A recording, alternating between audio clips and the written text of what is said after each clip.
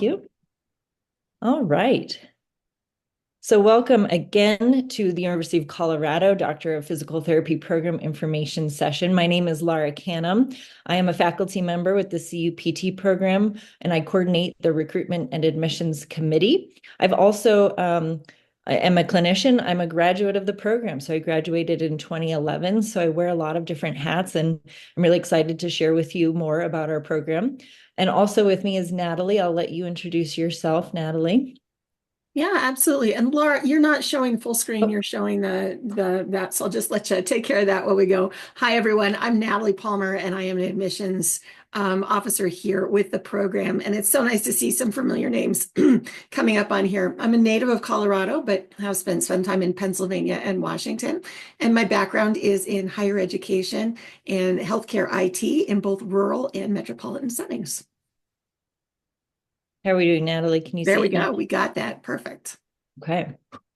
All right. So we are one program, University of Colorado. We have campuses in Boulder, in Denver, and out in Aurora at the Anschutz campus, which is where we're located, and then down in Colorado Springs. So four campuses. Again, Anschutz campus in Aurora and our hybrid pathway down in Colorado Springs. We have two pathways to consider. We have our residential pathway at the Anschutz Medical Campus, and which again is in Aurora, just east of Denver. And then we have our hybrid pathway, which allows students to live anywhere in the country and then come for lab immersions in Colorado Springs to the Hibble Center. So I'm going to talk a little bit about the two pathways. We really have worked to make sure that this is a one program, two pathways for our students. So what we mean by that is it's the same curriculum, it's the parallel resources, exact same schedule, exact same clinical education requirements and graduate requirements. It's just two different educational pathways based on what might be best for you and your learning style. So again, we have our Anschutz campus on our top row here. You see beautiful buildings, beautiful campus, classrooms, lab facilities. And then our hybrid pathway are down in Colorado Springs. They've got the Hibble Center. We'll talk a lot more about separate lecture halls, separate labs. And I've mentioned that we have one program, two pathways. There are a lot of similarities. There are some differences inherently, and we're going to talk a lot about them today, but we do have an FAQ page on our website. Feel free to go there to check out more. I mentioned the curriculum. Again, that is the same between both pathways. It's 2.5 years. We start in the summer, a full year of classes, and then a full second year and a half third year, graduating you in December. You'll see here that we start in the summer. So we start right away, heavy with anatomy, and then we work into our track courses where we cover orthopedic, medical, neurologic conditions. We blend in our interprofessional education as well as our clinical experiences, and then finish strong with some electives and our final clinical rotation. What you'll see here is in green shows that our clinical experiences fall both early and often. So as you look at other PT programs, you may notice that some clinical experiences are all held at the very end. So you do all your didactic work first, and then you finish all your clinicals at the end. What we really sought to do was to have our clinical education spread throughout. It's something we believed really strong in, and we wanted our students to be able to be in clinic early and often. So you see that reflected here. I'm going to go ahead and talk a little bit about some other unique aspects of our curriculum, and that is really our interprofessional education.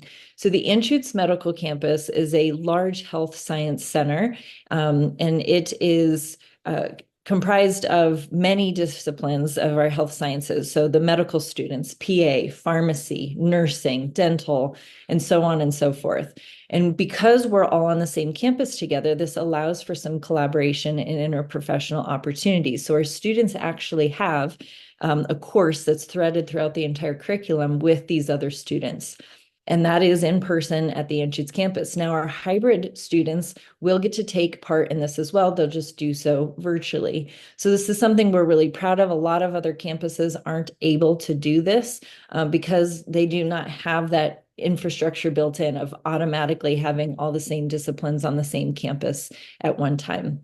And then again, I mentioned the clinical education model. Something else I do like to mention as people look at different programs is the research opportunities. So you see that our curriculum does not require research. However, we have an abundant opportunities should students want to do them. It is just optional. It is not required. So for example, some students might reach out to our faculty members. They might help with participant recruitment and studies. They might actually help with creating posters, writing papers. And so it's really up to the student and the faculty members as to how much or how little that they do. But again, this is driven by student interest. It's not required. Whereas some programs do require some type of research component. Again, just something to look for as you're considering various programs. So I want to dive a little deeper into our clinical education. We have both collaborative experiences as well as independent experiences. So our first collaborative experience we call ICE. That happens 2 weeks in the first fall. And that's a group of students that travel together to a local clinic, either in the Denver metro area or in the Colorado Springs area. Then at the end of year one, you will do your first independent experience. That's 8 weeks. Year two, you'll have a second collaborative experience, followed by 10 weeks of an independent experience. And then in the third year is when students do their final rotation. And I'm going to go into each of these in a little more detail here on the future slides. So ICE again stands for Integrated Clinical Experience. I already mentioned that they're local. So again, Denver or Colorado Springs, you're in groups and you're assigned. So this is not really something that you have say in choosing. Your clinical education advisors will essentially assign you and your groups to a location. One of them, ICE 1 would be in either inpatient or outpatient setting, and then ICE 2 would be in the opposite. So you're guaranteed at least one inpatient, one outpatient experience. So then clinical education 1, again, this is an 8-week experience. Now this one could be in state or out of state, and it could be in a variety of settings. Every student is given a clinical education advisor, and you would work with them on finding a suitable placement. So this might be based on your interest, your previous observation, maybe where you live, and some other considerations. So for example, maybe you can't leave, you can't travel out of state. You want to have all of your rotations in the Denver metro area. Maybe you have a family, and therefore you're going to work with your advisors on sort of making that a reality. For clinical education 2, again, could be in-state or out of state. This one you have a little bit more say. It's a 10-week experience and you have a lottery system. So every student is given a list of all the available options. You choose your top 10, and then you go through the lottery process to be assigned a location. So again, you have a little bit more say into where you would end up for that rotation. Now for CE3, this is the longest rotation. It's 16 weeks. All of our students will do a 16-week experience, and then some students will choose to complete a post-graduation internship. And what that is that student will return to the same location that they did their 16 weeks, and for 8 additional months, they'll do a paid experience where they will be licensed, but they'll have additional mentorship. So about a third of our students complete this process, and it's based completely on choice. And there's a variety of reasons that people would choose to do this or not. So some people want to just graduate, find a job, move on. So they'll do their 16 weeks of their CE3, they'll graduate, take their boards, and find employment. The people who want additional mentorship will apply to sites that offer this year-long internship. So they'll do their 16 weeks, graduate, take their board exam, and then return again to the same location. And when I say paid, it is just that 8 months post-graduation, and it usually is at a reduced salary to account for that mentorship time, because each of these clinics have promised these students some specific mentorship opportunities.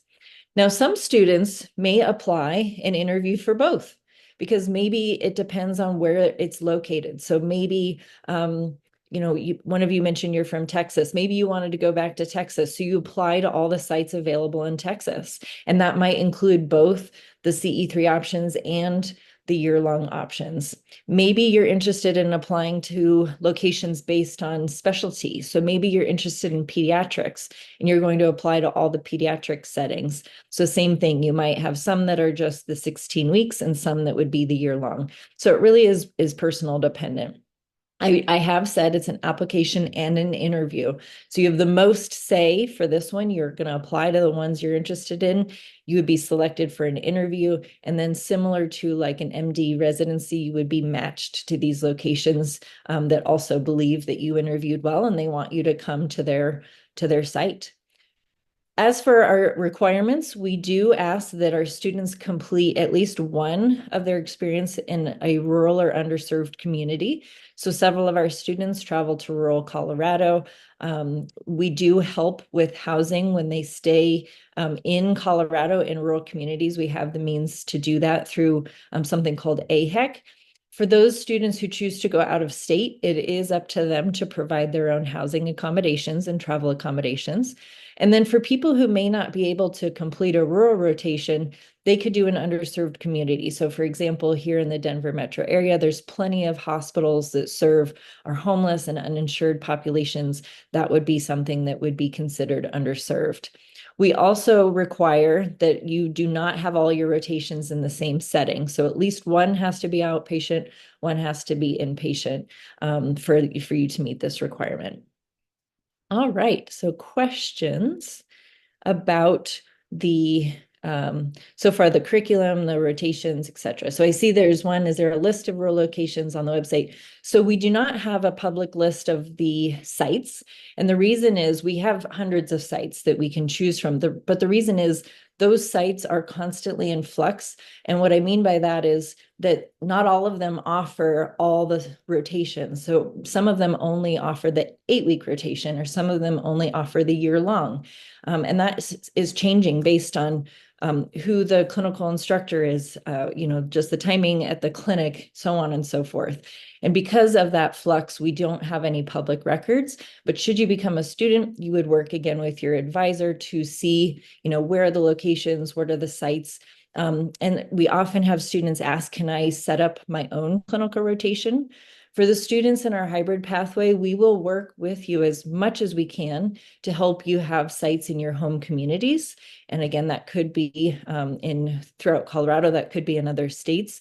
For those in the residential pathway, there's a little less opportunity for establishing your own sites unless there's some already groundwork made in terms of establishing contracts. Our clinical education team goes to visit that clinic. They need to make sure there's some longevity. They hope that future students could go there. So there's a lot of steps, but it is possible to set up rotations. And second question, after admission, how early do you know where your rotations will be? So you won't know them all at once. You'll be admitted to the program, and then by early fall, maybe late summer, you'll know what your ICE group is and where your first ICE will be. Then you'll work with your advisor, and a few months prior to your CE1, you would know where that is. Then ICE 2. So each of them will be sort of a stepwise process. You do not know all of them at once, and largely because things change. So for example, by the time you get to your last rotation, you thought you wanted to be a pediatric clinician, and now you decided, actually, I really like neuro. Now you apply to neurosites, you interview at neurosites, for example. So things change. We do not assign these rotations all at once. Good questions.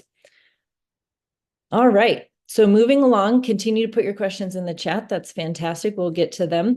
But I'm going to go into sort of the day in the life of our students. So starting with our residential pathway students, they are going to our Anschutz campus, again, in Aurora. They're in person, live, every day. They'll come to campus. They'll sit in the lecture hall you see in this upper right photo. They'll have labs. On our Anschutz campus, we have education buildings. Again, it's interprofessional. You'll be walking the hallways with nursing students and dental students. We do have 2 PT labs, though, that are dedicated just to our students and our faculty. And that's the photo you see here, bottom left, these blue tables. We have the ability for students to practice. Typically, one person will be PT, their partner will be playing patient. They're going to be learning skills like examination, special tests, and practicing interventions. And because of the size of the labs and the ability to have two labs, we have what's called simulcast capability. So we have microphones in the ceiling, we have cameras throughout, we have TV screens throughout, so we can broadcast what's happening in one room to the other. Or let's say you're sitting in the very back of the room and you can't quite see what's happening. The instructor is showing a technique at the hand, which is maybe very hard to see where you're sitting. We've got video right on what's happening, broadcast to the projectors, and all of this is being recorded. So let's say a week from now, you're practicing with a friend. You don't really remember where your hand was supposed to go for this particular measurement. Well, you can go back to the video to study. So this capability to simultaneously broadcast, record, pick up audio is fantastic. And it really makes our lab space a very valuable and widely utilized space. We also have some fantastic anatomy cadaver labs. Every PT student will go through 2 semesters of anatomy with 2 separate cadavers. And that space is just beautiful. I like to bring up that it's actually on the top floor of one of our buildings with beautiful windows throughout and skylights. And I say that because often anatomy labs are sort of in the basement, they're dark, but this is just a beautiful space to celebrate this opportunity. So our students really treat this like a full-time job. They've got class pretty much Monday through Friday. We tell them to be prepared for class as early as 8, as late as 5. Some days you maybe start late, maybe start at 10, maybe you end early. You'll always have a lunch break from 12 to 1. So our students are often out on the quad playing spike ball and volleyball. They like to, really just relax during their lunchtime. And in Colorado, where we have over 300 days of sunshine, they are often outside, even in the middle of winter. Classes are usually in 2-hour sessions where you have 50 minutes followed by a break and then another 50 minutes before you have a passing period to get to your next class. And then same with labs. Some labs are upwards of 4 hours long, like anatomy, so that you can really get into what you're working on. As far as housing, we are a health science campus and it's a graduate level campus, so there's technically no housing on campus. However, just behind the parking lots, there are 2 apartment complexes and other apartments very close by. So the Fitzsimmons 21 and the Fremont are literally less than a 5-minute walk just across the parking lot into our education buildings. They have 1, 2, and 3-bedroom apartments. Many of our students live there. They have roommates with other students in the program, or maybe they're roommates with students of other disciplines. So maybe someone from the nursing program or from the PA program. Many of our students bike to campus. There's several bike routes directly from some neighborhoods close by. We also have a light rail stop and bus routes that stop directly on campus. So some students choose to take public transportation. And then we always have a class Facebook group. Once we invite or accept students to our program, we start a Facebook group for that cohort. This is where they can ask for roommates or share resources. They utilize this often when it comes to studying and other fun things. And then we have a campus student service that will help, again, for people who are maybe looking for housing or other roommates that maybe are not within the PT program. As for UCCS, this is a little different. Instead of coming to class every day, class is held in a virtual space. So what that means is just like we are right now. Maybe your instructor will be talking, but you're here live. You may be on camera. Maybe we're going to go into breakout rooms to discuss certain things or have maybe sort of a lab component. So class is in a virtual space. Same thing, class could be anytime from Monday to Friday, 8 to 5. So we tell people, again, this is sort of like a full-time job. You would need to expect to be available live over Zoom to participate in class. Now, while there may be other flexibility, such as some material might be delivered asynchronously, you watch a module, you're doing some readings, you are expected to be live. So I want to make clear that this is a full-time pathway. It's the same exact pathway as residential. It's a lockstep program. There's no part-time options. This is not something you can do in the evenings. For example, you would expect to be in class live. Now, all students will be required to come to Colorado Springs to the Hibble Center for a lab immersion because you need to learn the hands-on skills of being a PT. So about 2 times a semester, you would come to UCCS, and that's 1 to 2 weeks in length, to learn all the lab components. So again, your examination techniques, your treatment, learning some important parts of movement science, anatomy, so on and so forth. That will all be offered during these condensed lab immersions. And during those times, students are responsible for their own travel and housing if they are traveling outside of the Colorado Springs area. The Hibble Center, which is pictured here, is just a beautiful space. It's really dedicated to all of the exercise physiology, physical therapy, sports medicine, and nutrition sort of departments. And they also have a partnership with Centura where they do have some physicians and physical therapists treating patients within this building as well. There is dedicated PT space as well as cadaver lab spaces. And then we also create a Facebook group and campus services here as well. So this is what a typical semester might look like. I mentioned that you'd have lab immersions. So you can see here, this is a sample of a summer semester where we start in June. So maybe you'd have 5 weeks or so of class in the virtual space. And then week 6, come to Colorado Springs for your immersion.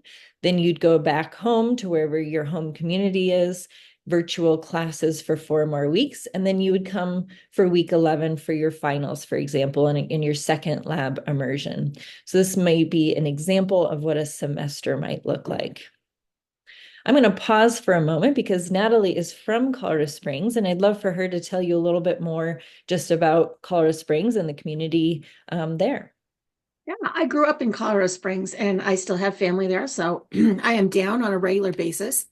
I would say Colorado Springs has really been formed by sort of three different things. The first is outdoors and outdoor recreation. In the upper left-hand corner, that's a picture of Garden of the Gods, which is about a 15-minute drive from the UCCS campus, but it will be about a half an hour and you will be in the mountains up near Pikes Peak and Pikes Peak National Forest. Lots of places for outdoor recreation along with bike trails to the city. The second is the Olympics in the upper right-hand corner. That's a picture of the Olympic Training Center. The National Olympic Museum is there, and this is the location where many of our Olympians and Paralympians come to get ready for the games. And finally, the military. At the bottom is the Air Force Academy. I went to high school at Air Force Academy or at Air Academy High School on the grounds of the academy. We also have Fort Carson, Peterson Field, NORAD. So there's a very strong military presence just within the culture of Colorado Springs. And actually, all three of those come together at the Hibble Center where our hybrid program meet, and you will see people from all walks of life, from Paralympians, Navy SEALs, and more who have come to the building for specific experiments or activities to try to do research or expand capabilities, and also some great restaurants. There you go. Thank you, Natalie. So let me back up a little. I could give the sort of same for Aurora, which again is where the Anschutz campus is held. So Aurora is just about, it's the town just east of Denver. You're about a 30-minute drive from the mountains, the closest trails, and maybe an hour from the closest ski area. Many of our students absolutely take advantage of the recreation, both in the Denver area and in Colorado Springs. And so both are just beautiful and fantastic options. We did have a question in the chat of would hybrid students have the same access to campus services, such as the rec center? So yes, our hybrid pathway students are enrolled as Anschutz students as well. So you would have access to both the UCCS resources. You would have access to the rec center to utilize during your immersions, or if you live in the Colorado Springs area, you could use it throughout the year. But you would also have access to all of our Anschutz resources. So whether that's for example, student services up at Anschutz or the library up at Anschutz, and so on and so forth. You could have access to that as well. Right now, that's sort of by request. As students who maybe live in one area or the other, have we accommodate them accordingly. But you are enrolled as technically an Anschutz student since the Anschutz campus overrides or sort of oversees all of these, both of these pathways, and therefore you get to take advantage of all those resources. So great question. Okay, I have mentioned that our PT program is really sort of like a full-time job, but we have a lot of people, prospective students ask us, can I work while I'm in school? So we do find that some of our residential students find work in flexible positions and maybe work around 6 to 10 hours a week on average. So what I mean by flexible positions is this could be working at a coffee shop on the weekends, or maybe they work on campus in the library as at the circulation desk, which is something that they can do in the evenings. Maybe they're a nanny again on the weekends, or they can work in a restaurant where they, maybe have the ability to work just in evenings or weekends. So really leaving though that 8 to 5 time slot for school, and then work would be in addition to that.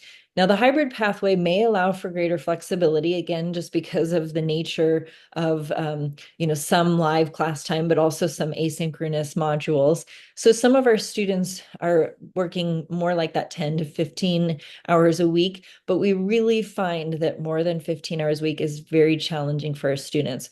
We want you to put school first. You're paying a lot of money. You're spending 2.5 years to get your doctorate degree. We want you to put this first. Now, again, we understand that finances are something to consider, but we just want to be realistic about what we have found is most successful for our students. Any other questions about the two pathways, their locations, their resources, and maybe what the day in the life looks like? Okay, so the question more related to clinical rotations for the inpatient ones, are they mostly in skilled nursing facilities, or is receiving a rotation at a hospital likely? Inpatient for us is considered anything from inpatient acute to, so that could be, a standard hospital medical floor, could be in the ICUs. We have several students in specialty ICUs. We have some students who are more of an inpatient rehab facility. So these are patients who maybe are a little less acute, but still need hospital services, and they might have extended stays. We do have skilled nursing facilities as well as long-term rehab facilities.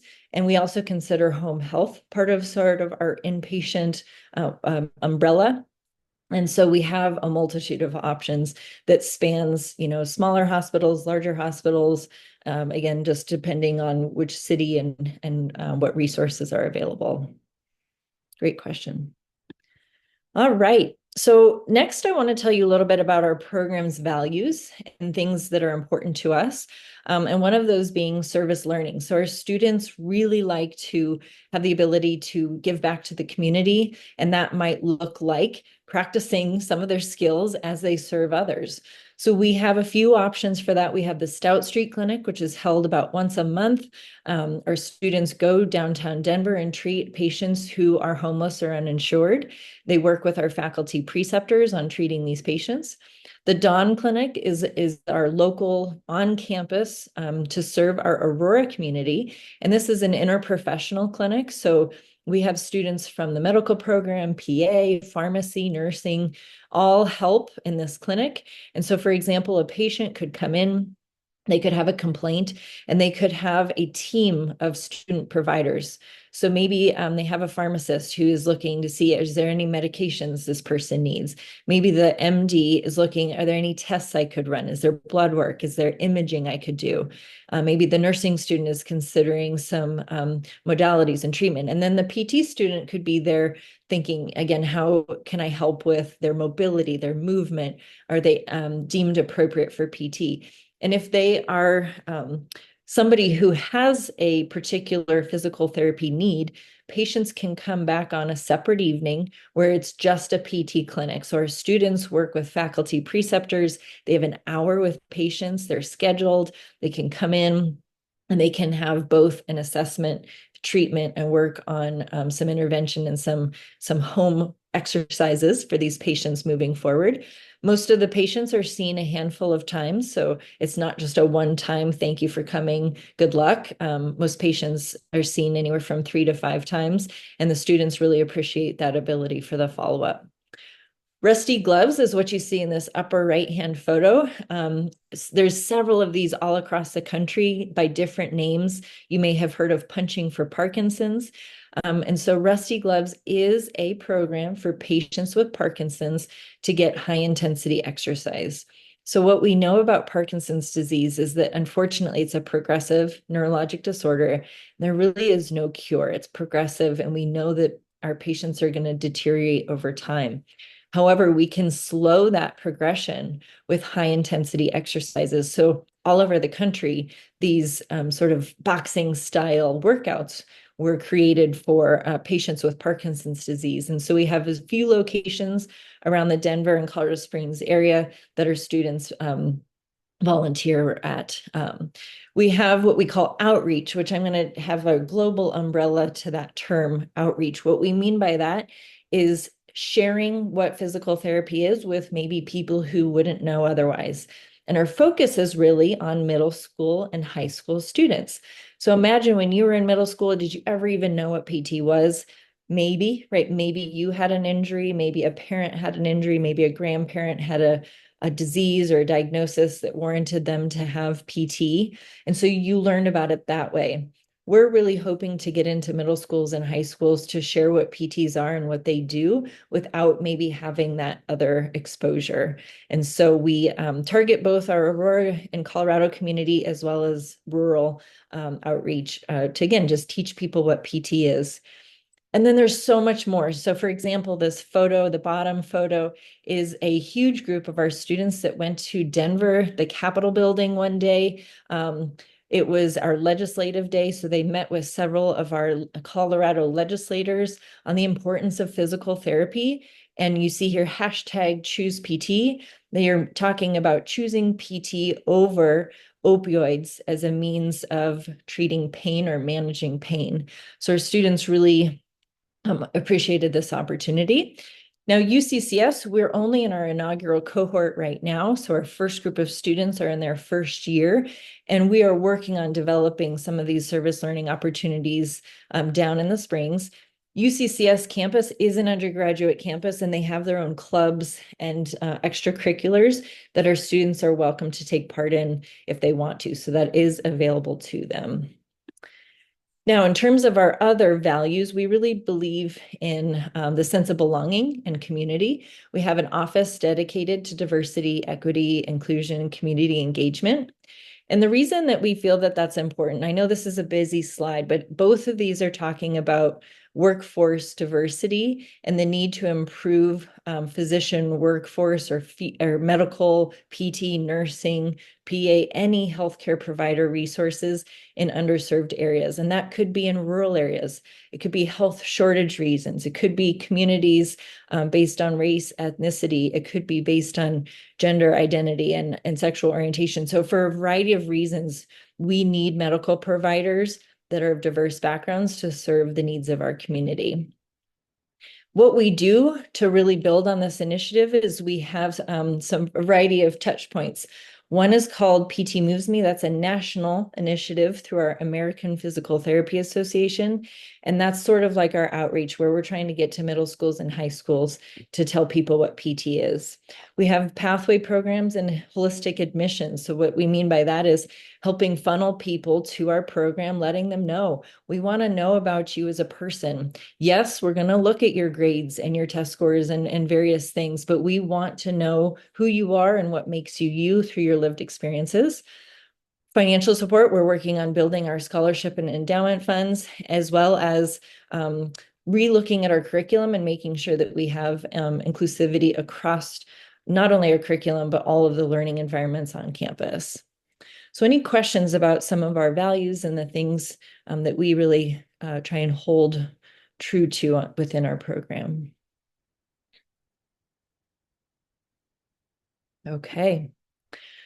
All right, so very important information, tuition, financial aid, salaries. We're going to talk about all of that here in this upcoming section. So our tuition is based on in-state versus out-of-state residency. The really awesome thing about Colorado is that our students who choose to move to Colorado can establish residency after living in Colorado for 1 year. And typically, our Office of Residency looks for four things. One, permanent address within Colorado. Two, you obtain a driver's license.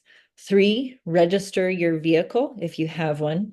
And four is register to vote in the state of Colorado. Once you do those four things, the Office of Residency will establish a date in which you are a resident. And then exactly a year from that date, you would be eligible for in-state tuition. And so if you have questions, Natalie put in the chat our residency office webpage. Feel free to contact them directly with questions. But again, our tuition is based on whether you're in state versus out of state. And it's based on credits. We have 116 total credits. You can see the year breakdown. And then on the next slide, it's a little bit busy. So hang with me as I talk through it. You're going to see a bunch of numbers and a bunch of scenarios. I'll talk you through all of it. So on the left side is a screenshot from our webpage. You can see our cost per credit hour. And you'll note that these are subject to change. We do not choose our tuition, meaning the Board of Regents at the much higher level in the University of Colorado establishes the tuition, and we are projecting that it could rise a little bit over the next several years. So you can see our projections sort of accounted for as you look as the semester goes by. And you'll see the difference between Colorado residents and non-residents. On the right-hand side, we tried to do some calculations for you. So if you're an in-state student and you're in-state the entire 2.5 years, your tuition would be just over $72,600. If you're an out-of-state student, but you're part of our residential pathway, which would require you to move to Colorado, right? So you'd have to move to Denver, come to classes.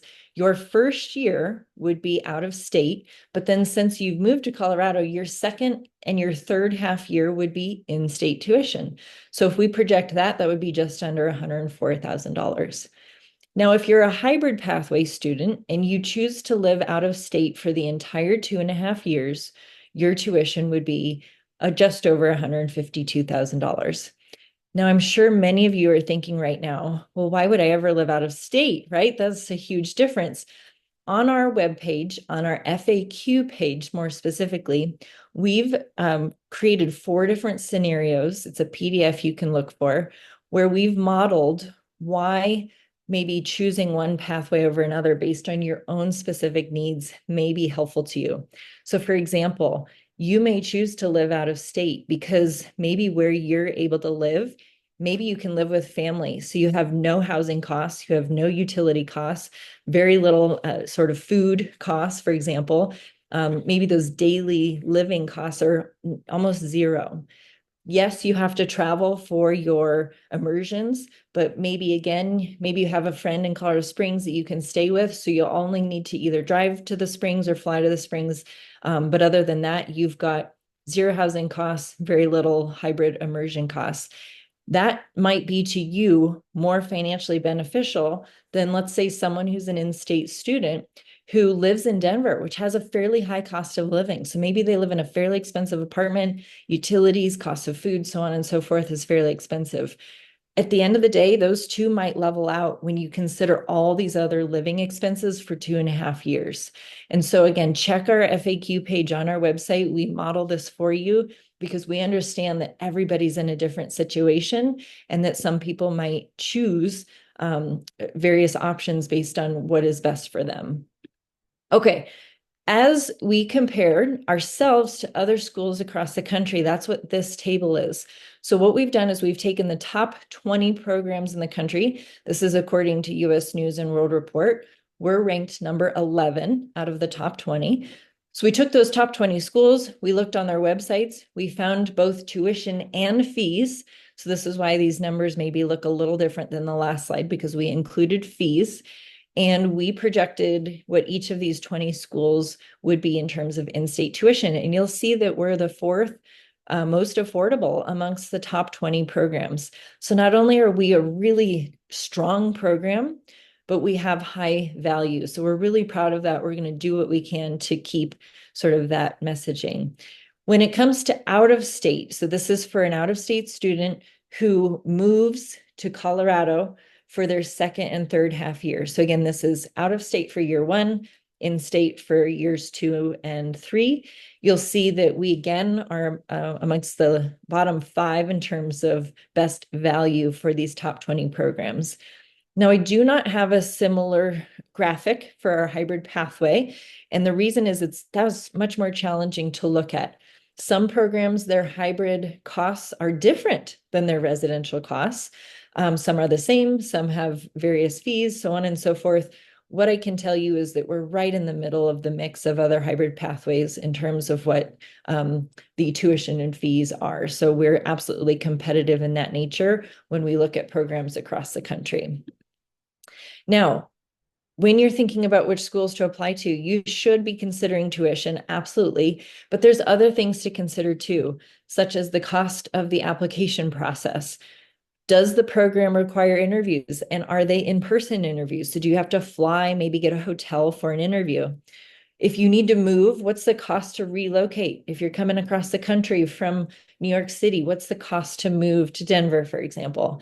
And then the living expenses of where you're looking. So look up what apartments in Denver cost. Look up what apartments in Colorado Springs cost, or other places in the area, or where you're living locally, should you be consider the hybrid pathway. So these are things to consider as you're looking at programs. Now, what about when you graduate? What about salaries? So I'm going to talk about the 3 main things that matter for salary. First is your location. So where do you live? Because where you live across the country largely dictates how much you'll make.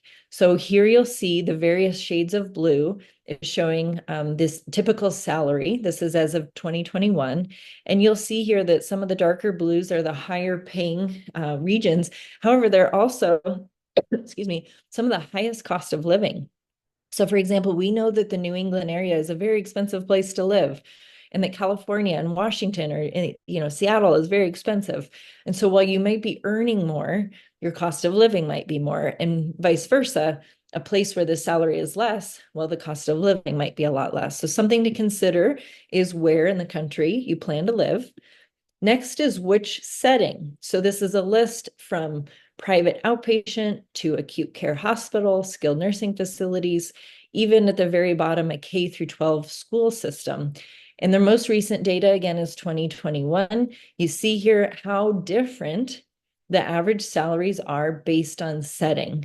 So for example, right in the middle, skilled nursing facilities are highest compared to our lowest, which is the K through 12 school system.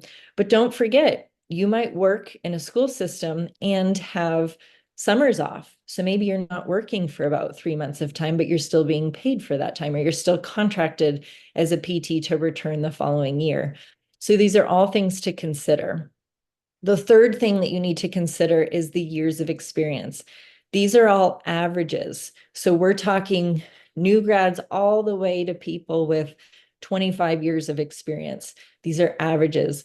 We do know that new grads obviously start at a much lower salary because they're just starting out. So do consider that your salary would be quite a bit less than some of these as a new graduate in the setting and in the state in which you choose to live. As far as scholarships, we are really proud that since we had $1,000 in 2011 and over $260,000 in 2023, that we've made huge strides in our scholarship money. We have scholarships available for both our prospective students as well as our current students. So should you be invited to interview, you would also be invited to apply for scholarships. Because of the values I shared with you, we do focus on scholarships related to diversity in our rural communities. So we have essay prompts. Our students or our current students as well as our prospective students would be asked to fill out an essay. And then we have an entire scholarship committee that would be working to review these applications and determine scholarship money. We also have an abundance of financial resources. So our American Physical Therapy Association has a financial solutions center that is available to prospective students. We also have an entity called ACAPT, which is our academic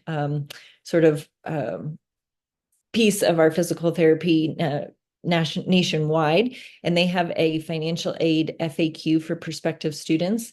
It is a phenomenal resource. It's probably the best one I've seen out there. So if you just Google ACAPT financial aid FAQ, you'll find that.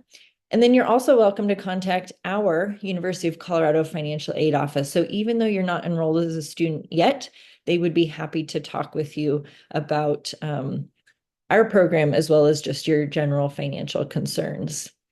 So I saw a couple chat items come through. Let me come back to that. Let's see. So the question about our numbers based on, okay, so I think I answered that question of the numbers I showed you for salaries are definitely the averages amongst every employed physical therapy. So when we consider new graduates, it definitely is a slightly different number. And I think that's any other questions? All right, so I'm going to hand it over to Natalie, who's really going to take off and talk about our admissions and application process. So Natalie, I'll hand it to you. Thank you so much, Laura.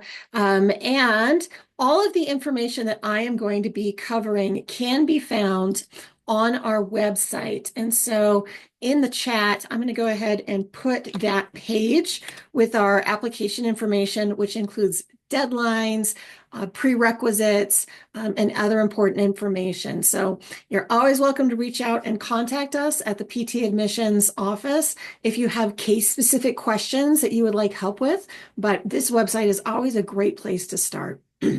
So for our admissions process, what do you need to be eligible to apply for our program? Well, you need to have a bachelor's degree in any field prior to matriculation. And matriculation is just the word for saying starting our program. So if you can apply as you start your senior year in college, as long as your degree will be completed by mid-May when we start coursework. You need to have completed your prerequisite coursework, which I'll talk about in a future slide, have a minimum cumulative GPA of 3.0 or higher, and this is based on all previous course attempts. So if your school had grade forgiveness or grade replacement, you need to be aware that all grades at all attempts are going to be included in your cumulative GPA in the application system. If English is a second language for you and you're a foreign language applicant, you'll need to have a TOEFL or an IELTS score. And please note that the GRE is neither required nor considered as a part of our application process. So let's move forward and talk a little bit about what is a competitive GPA. So for the class of 2026 that is currently underway, their application GPA score was a 3.63, and the average science GPA was a 3.49. We're really interested in seeing strong grades in courses like anatomy, physiology, upper division sciences, exercise phys, biomechanics, classes that show that you are getting prepared for the rigors of doctoral coursework. And we're looking for that upward grade trend too, showing that you have grown and gotten stronger during your time in college. Now, as we move forward, I did say the 3.0 is our minimum GPA. However, we recognize that there are circumstances when sometimes college does not start the way that you may have wanted it to. So if your GPA, your cumulative GPA is a 2.7 to a 2.99, your application may be eligible for review if you demonstrate that positive grade trend. And we define a positive grade trend as having a 3.5 or higher in your last 60 credits. Now that QR code on the screen will take you to the PT-CAS GPA calculator, which will let you put in your grades and estimate how the PT-CAS system will look at your GPA. It's an excellent tool to have. You can also find it just by Googling the name PT-CAS GPA calculator. Prerequisite coursework. Here we go. We have a series of courses that we require you to have completed by the time you matriculate. Please note that while PT schools are going to have similar prerequisites. There are going to be differences between programs, so please make sure you're aware of the prerequisites for each program you are applying to. Now, we require a full year sequence of college or general chemistry 1 and 2 with labs. If that would be 8 semester credits if you're a semester school, and that's going to be a 3-class sequence if you're in a quarter-based school.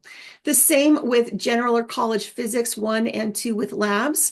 If you are at a quarter-based school, it's going to be a physics 1, 2, 3 sequence. Physics 1 and 2 if you're at a semester-based sequence. We also require a statistics class, 2 psychology courses for a total of 6 semester credits. General chemistry, yes, will work, but if you're not sure what else to take, we would recommend developmental or abnormal psychology. We also require an English composition or writing course. Now, all of those classes can take place within any span. So if you've been out of school for a while, you don't need to worry about what time frame you took those, as long as you pass them with a grade of C or higher. We do have a series of courses that do need to have been taken within 10 years of matriculation. So that's starting the program. We would recommend 5 years, but we will accept up to 10. And those are human anatomy with lab. We would recommend upper division, and human physiology with lab. We recommend upper division if possible. Now, some schools offer those separately. Some offer a combined anatomy and physiology 1 and anatomy and physiology 2. That's also an acceptable sequence to meet that prerequisite. So in addition to anatomy and physiology being taken within the last 10 years from matriculation, we also require an upper division science credit of at least 3 semester hours. And that can be anything coming from the 300, 3,000 level or above, coming out of a biology, chemistry, physics, or engineering department. Or we will also accept exercise physiology or biomechanics to meet this prerequisite. Those can be taken either at the upper division or lower division. We recognize that some schools only offer those at the lower division, which is why. And it needs about 3 semester credits is what is needed for those courses.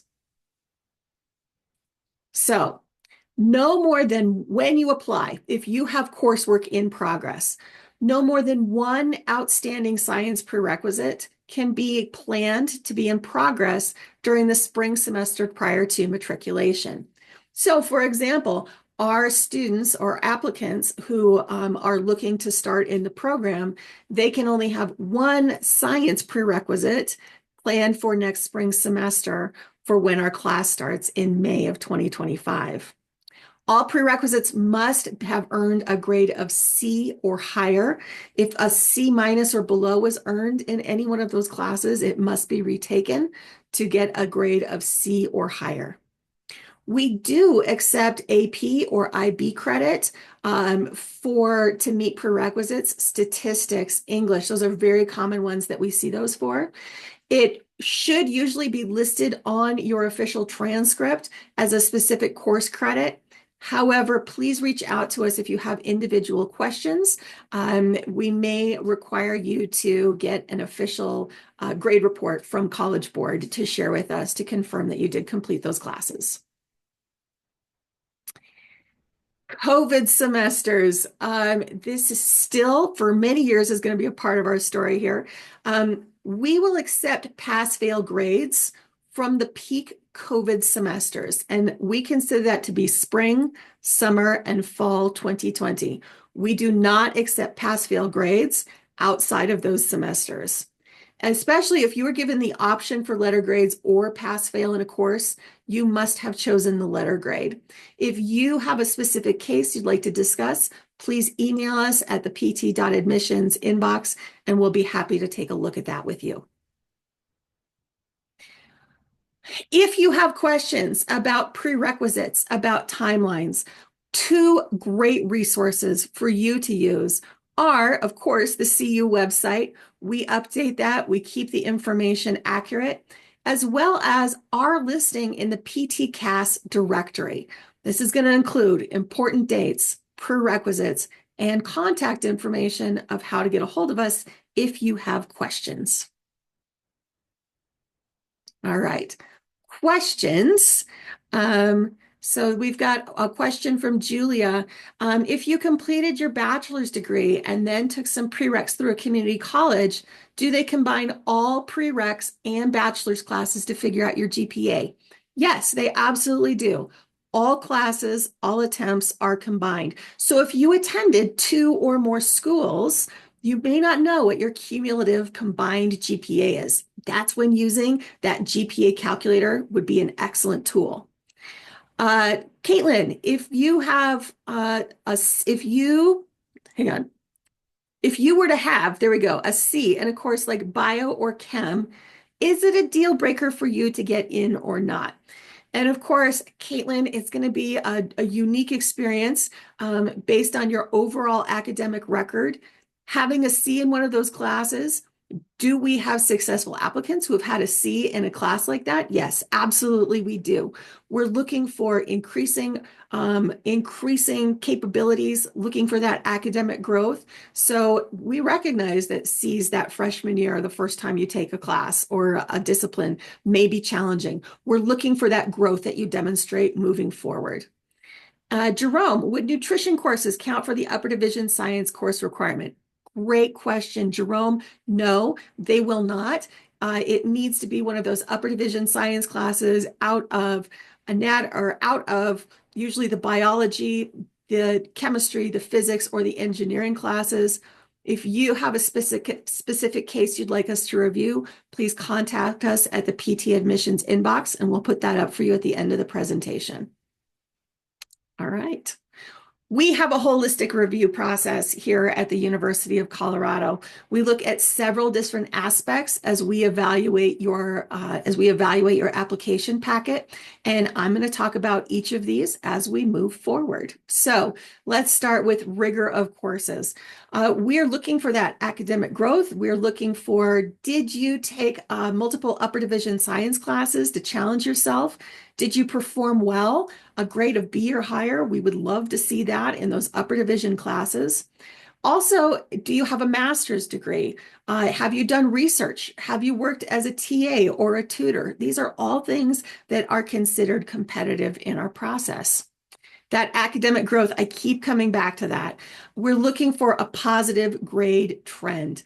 There is a question in the application that says, does your GPA accurately reflect your academic capabilities? We read that answer. So if there's information you would like us to have as a part of that evaluation process, please answer that question. We're interested to know.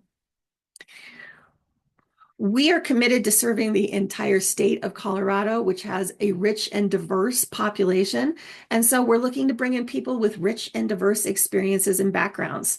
So one of the things that we're looking for is, have you sought out service opportunities? Have you been involved in your communities?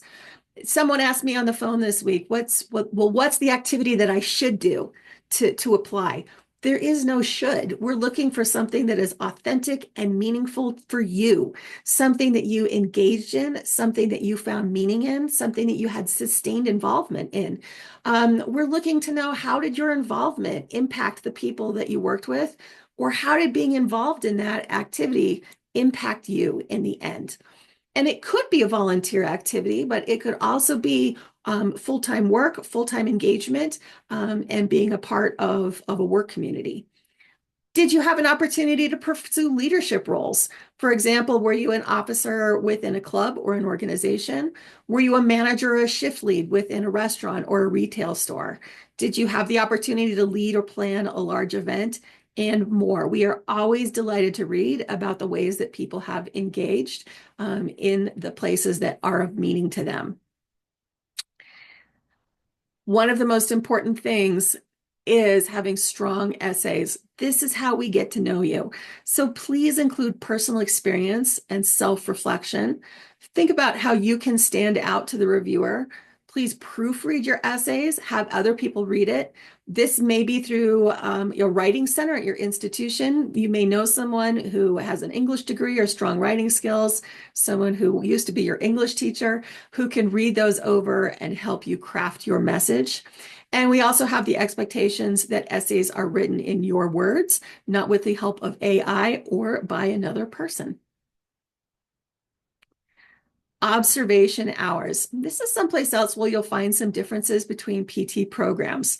For our program, observation hours are not required, but they are considered. The decision to go to PT school is a huge investment of time, energy, and resources. And we want to make sure that you have investigated the profession and what you want to become a part of. And there's a lot of different ways to learn about the profession. So yeah, observing a licensed PT in a variety of settings is a great way to do that. Reaching out to the volunteer office at a hospital can be one way to open the door for that opportunity. But it could also be conducting informational interviews, looking at the APTA website, reading about their career information. There are many podcasts about physical therapy you can listen to. And consider looking at other healthcare providers. Observe MAs, MDs, OTs, speech therapists, and think about why PT aligns with your goals as opposed to some of those other excellent professions. And so many more ways. We are interested to know how you have learned about physical therapy.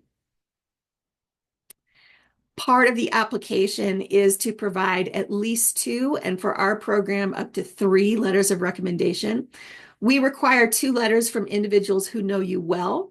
We do not accept letters from family, friends, or clergy. The most common references we receive are from professors, supervisors, and licensed physical therapists. And applications will not be verified by PT-CAS until all materials are received, including your letters of recommendation.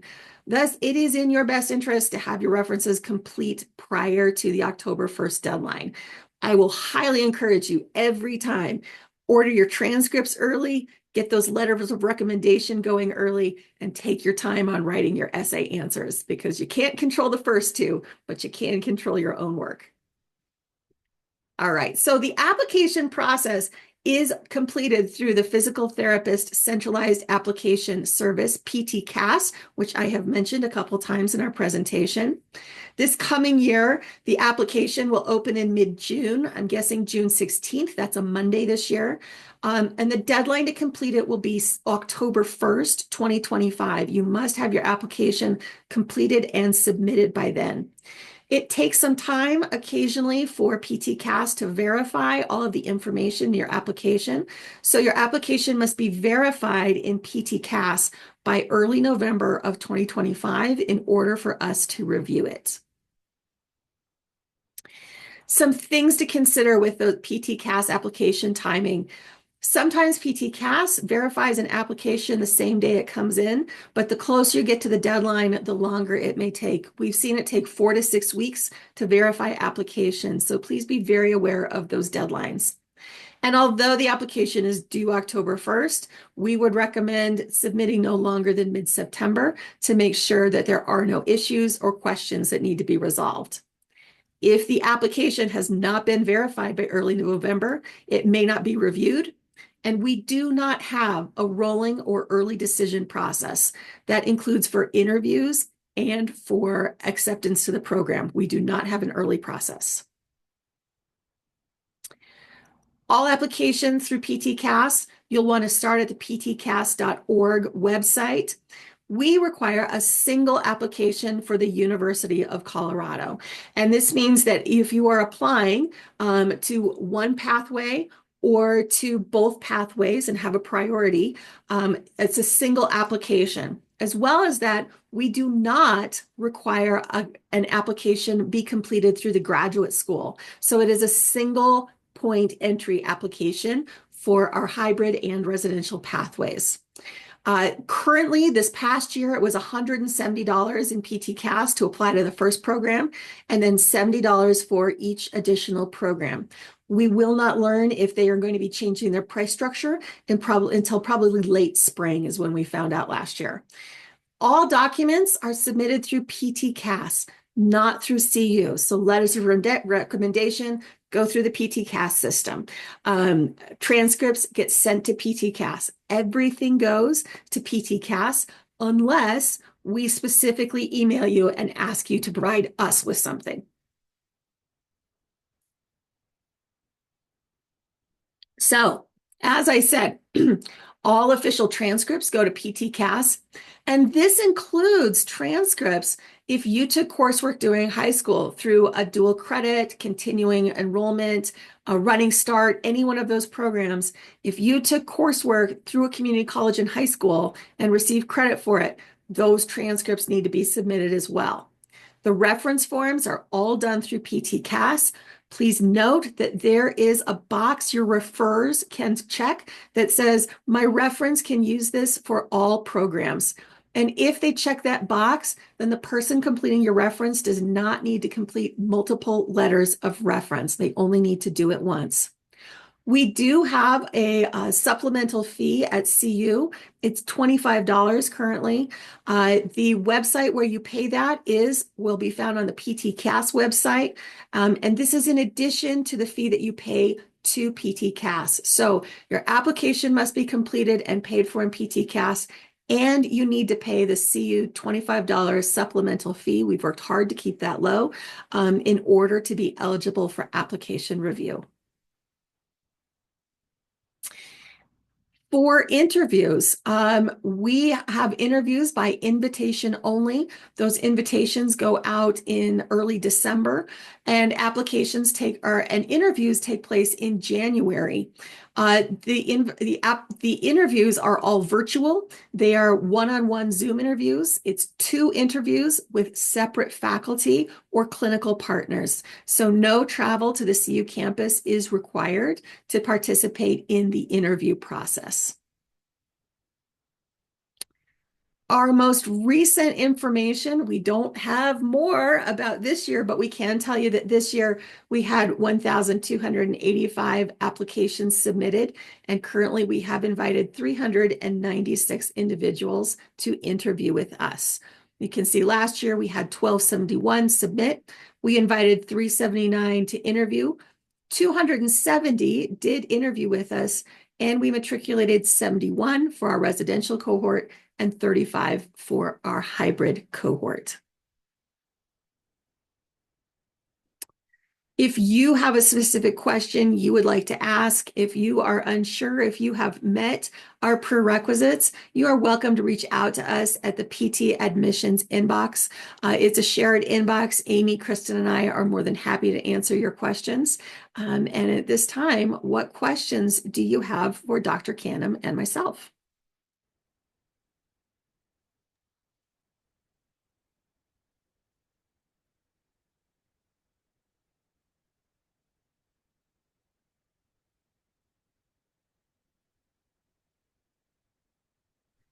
As Natalie said, you're welcome to utilize that email to ask us any questions related to coursework or otherwise. We are here to help you.